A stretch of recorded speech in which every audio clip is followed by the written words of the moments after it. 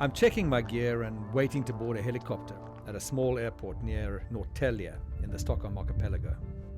My name is Simon Stanford. I'm a photographer and filmmaker at Deep Sea Productions. We've been working on a documentary about the Baltic grey seal for some time now. And today I will accompany Anja Karlsson and Marcus Aiola of the Swedish Museum of Natural History on their annual Seal Pup Survey. Anja and Marcus have already completed their first flight, and the chopper needs to be refueled. I get a few moments to ask them to fill me in on what we will be doing. So we fly out with this helicopter here behind me, and we look for seals on the islands, and then if we see some seals we slow our approach and we take photographs of the island with the seals. Then afterwards we will count the number of seals on the photographs.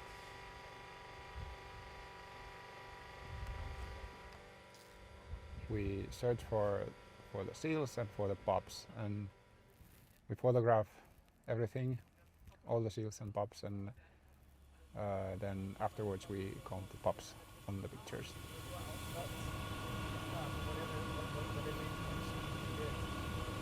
So you guys are going to go up for a search, or do you have a destination where you know the seals?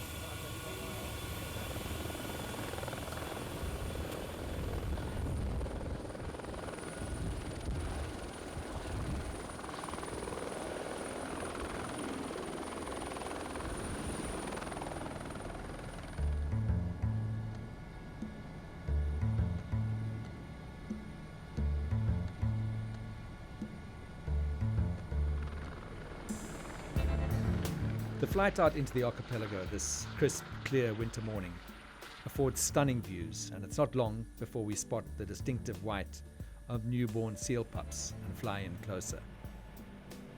Marcus photographs, Anja records coordinates and makes observations. I film. Well, it really helps us understand how the seals are doing, and especially the grey seals. They can pup on both ice and on these islands. This is actually only the second year of doing this. We usually only monitor the grey seals during their molting season in May.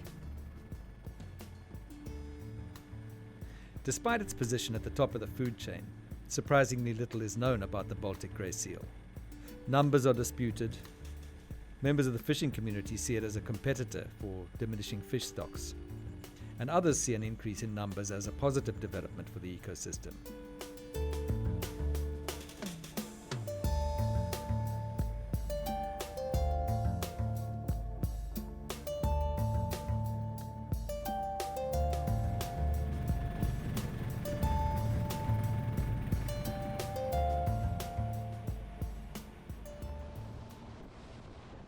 My film sequences will form part of a series of documentaries that Deep Sea Productions is producing on the prime predator of the Baltic, the grey seal.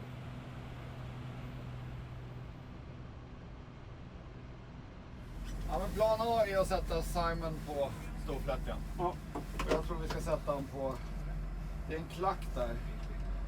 På östra sidan. Jag tror att det är sälarna i den där, ja, där inne liksom. Ja, för det där har jag för mig en lågklack.